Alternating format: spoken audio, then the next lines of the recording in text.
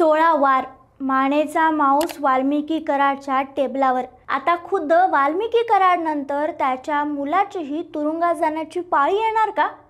महादेव मुंडे प्रकरणात postmortem report समोर आलाय।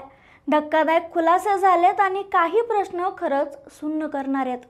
मी बोलतेय बीडमधील महादेव मुंडे यांच्या हत्येच्या प्रकरणाबद्दल। तब्बल 18 महिने उलटून गेले तरी महादेव मुंडे यांच्या खुनाचे गुन्हेगार नेमके कोण आहेत हे अजूनही फक्त कागदावर अज्ञात म्हणूनच लिहिलं जाते। एक चेहरा, एक सावली, पण त्या सावलीतले चेहरे कोण आहेत हे सगळ्यांना माहीत असूनही ते पोलिसांना कधीच स्पष्ट होत नाहीयेत। असं का बरं? प्रकरण काय आहे? अहवालात नेमकं काय म्हणलंय? आणि या प्रकरणात वाल्मिकी कराड याची मुलंही आता अडकू शकतात का?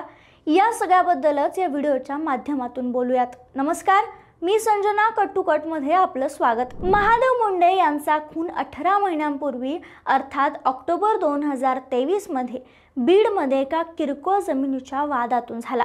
त्यांच्या गळ्यावर आणि अंगावर तब्बल 16 वार केल्याचं शवविच्छेदनात नमूद आहे। आता खून नेमका कसा झाला हे पोस्टमॉर्टम जो अहवाल आला होता तो देखील आता समोर आला। शवविच्छेदन अहवालात नेमकं काय आहे तर महादेव मुंडे यांच्या मृतदेहावर एकूण 16 वार आढळलेत।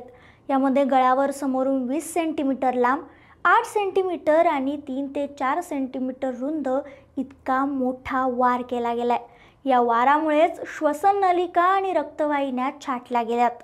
मानेवर उजव्या बाजूला 4 वार, तोंडापासून कानापर्यंत 13 सेंटीमीटर लांबीचा वार, उजव्या हातावर 3, डाव्या हातावर 3, तोंडावर 1, नाकावर 1 आणि गळ्यावर आणखी 3 वार आढळलेत। मृत्यूचं प्राथमिक कारण अति रक्तस्राव झाल्यामुळे झाल्याचं नमूद आहे। म्हणजे किती निर्घुणपणे महादेव मुंडे यांना मारलं गेलं असावं याचा फक्त आपण विचारच करू शकतो। महादेव मुंडे यांच्या हत्येमागचं मूळ कारण अत्यंत किरकोळ असल्याचं आमदार सुरेश धन यांनी विधानसभेत सांगितलं होतं। त्यांच्या म्हणण्यानुसार केवळ 12 गुंठे जमिनीच्या वादातून ही निर्घुण हत्या घडवण्यात आली। महादेव मुंडे यांच्या हत्या प्रकरणात वाल्मिकी कराडचा मुलगा श्री कराड सहभागी असल्याचा गंभीर आरोप नुकताच बाळा बांगर यांनी केलाय। कराडचा मुलगा श्री कराड आणि साथीदारानं महादेव मुंडेंना अमानुष मारहाण केली असं देखील बांगर म्हणालेत। त्यांच्या म्हणण्यानुसार गोट्या गीते या वाल्मिकी कराडच्या साथीदाराने महादेव मुंडे यांच्या गळ्याचा मांसाचा तुकडा कापून तो पिशवीत ठेवला आणि तो तुकडा वाल्मिकी कराडच्या टेबलवर त्याला खुश करण्यासाठी मांडण्यात आला होता। एवढ्यावरच न थांबता हा तुकडा तब्बल 8 दिवस लोकांना दाखवून धमकी देखील दिली जात होती असा गंभीर आरोप बाळा बांगर यांनी केलाय। महादेव मुंडे यांच्या हत्येचा साक्षी असलेला एक प्रत्यक्षदर्शी साक्षीदारही होता, परंतु या व्यक्तीला देखील कट रचून संपवण्यात आलं आणि त्याचा मृत्यू आकस्मिक किंवा नैसर्गिक असल्याचं भासवण्यात आल्याचा गंभीर गौप्यस्फोट देखील बांगर यांनी केला। या सगळ्यानंतर आता काही प्रश्न उपस्थित होत आहेत। गंभीर आरोप असे की पोलीस तपासात आरोपींना अज्ञात म्हणून दाखवलं जाते, मात्र अज्ञातांच्या काळ्या सावलीतील चेहरे अगदी स्पष्ट आहेत। केवळ तपासातच त्यांना अंधुक दाखवून न्याय टाळण्याचा प्रयत्न होतोय का?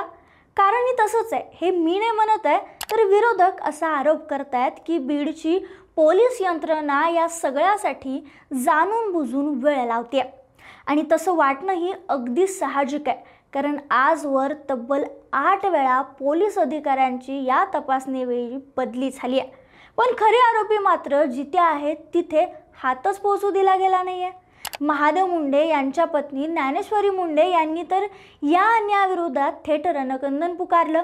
पतीच्या हत्येला 18 महिने उलटले पण न्याय काही मिळेना, म्हणूनच ज्ञानेश्वरी मुंडे यांनी पोलीस अधीक्षक कार्यालयासमोरच आत्महत्येचाही प्रयत्न केला। इतकी टोकाची भूमिका घेऊन त्या न्यायाची मागणी करतायत।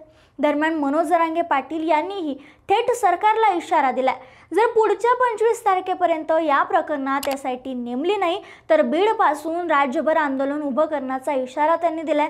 त्यांच्या शब्दात मुख्यमंत्री गुंडच पोहोचणार आहेत का हा सवालही त्यांनी केला। पोस्टमॉर्टम रिपोर्टने स्पष्ट केले की महादेव मुंडेंच्या अंगावर एक दोन नाही तर तब्बल 16 वार होते।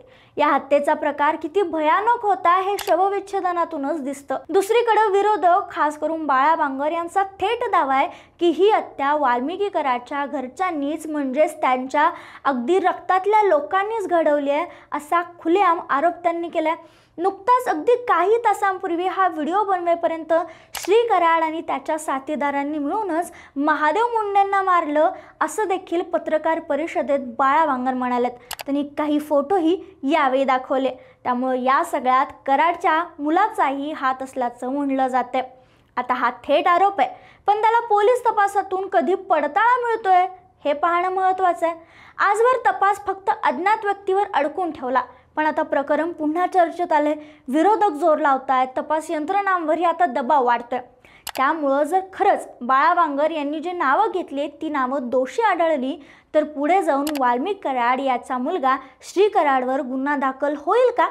या सगळ्या गोंधळात अखेरचा प्रश्न एकच, महादेव मुंडे यांना न्याय मिळेल का?